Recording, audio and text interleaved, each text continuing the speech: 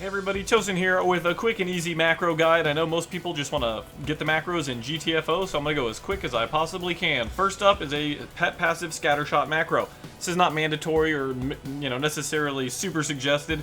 It is handy though. If your pet is attacking the target that you intend to scatter, your pet will very often break the Scattershot on the target because, especially if you have Broken Tooth, he attacks very fast. So you don't need to do this.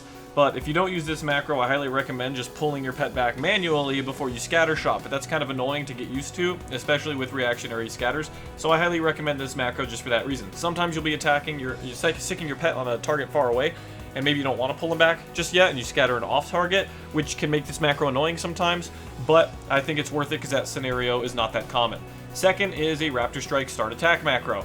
A lot of the time your melee auto swing will not start going automatically unless Raptor Strike is on available, the cooldown's available, and you have the mana for it.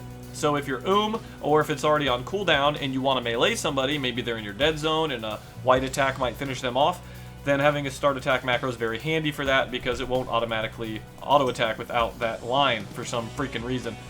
Next is a Thorium and Iron Grenade macro. You can, whichever grenades you might be using. They're all the same. This isn't a hunter-specific macro, but I highly recommend it because if you're PvPing, you want engineering anyway. What this macro will do is, let's say the target is moving and you go to throw an iron grenade, but then you realize maybe a mage ice blocked or the target moved too much and you know it's not going to land. An easy way to cancel the grenade is with this macro. You just press the macro again, it'll load the cursor and cancel the cast. So you can just keep redoing it as much as you want just by pressing the hotkey. Now, if when the cursor automatically reappears every time, you can simply right-click to get rid of the cursor if you want to cancel the grenade in total. The next macro is Eagle Eye. This one's really handy for some scenarios. I mean, it's not like super often that I use this, but it's still really cool the way it works. If you put an exclamation before the Eagle Eye, this will allow you to spam cast Eagle Eye all over the map from the position that you're Eagle Eyeing from, rather than having to recast it from your player position. So you can scout roads and whatever if you're looking for something specific like this really easily. This is also handy for getting Broken Tooth sometimes, just if you want to scout and see if there's any competitors for taming the beast in the area. So highly recommend it. You can simply move or hit escape to cancel the macro. Next one is a Feign Death macro. Stop attack and pet passive, or stop casting and pet passive Feign Death macro.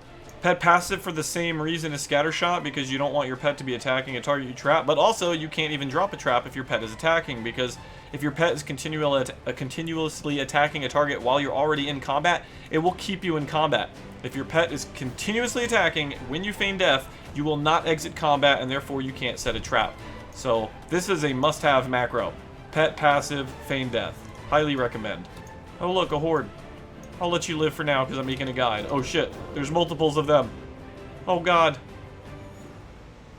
Go away, I'm making a guide. Anyway, this one is to auto-feed your pet. This is highly recommended just for convenience. Every time you want to feed your pet, you have to open your bags and click the food that you want to feed them. But the main food that we use right now is roasted quail, which most pets tend to eat that you would be using. So simply show tooltip, cast feed pet, use roasted quail, and it'll automatically feed your pet with one push of the button. Very handy. Highly recommend. Next one is an @cursor flare macro. This way, instead of the normal location target where you use the ability and then have to target where to shoot it, if you press the macro, it'll simply cast it where your cursor is automatically. It just makes it faster and easier.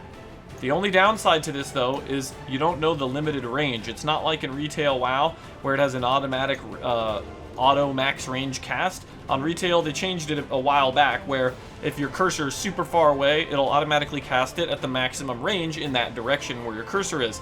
Vanilla does not do that. If you try to spam it and you're too far out of range, it simply won't work, so you have to figure out what that range is and get a feel for it.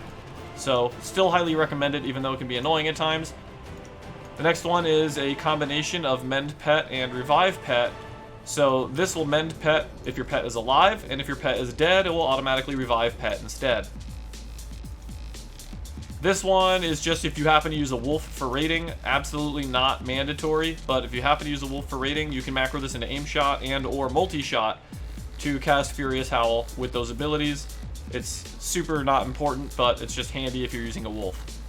And the next ones are any class. It's not hunter specifically, but These are just trinket slot macros. That way, whenever you swap out your trinkets with like trinket menu or something, because you know vanilla has a lot of trinkets, you can simply put these macros on your bar and it will update whatever is in that slot. That way you never have to like re-drag new trinkets on your bar. Very simple. This one I just keep because whenever I spec out of True Shot, it takes it off my bar, and that's really annoying.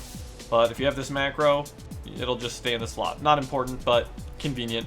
Anyway, that's it for this macro guide. I hope you found it useful. All the macros will be available in the description, so feel free to check them out and copy and paste them if you want. Thanks for watching.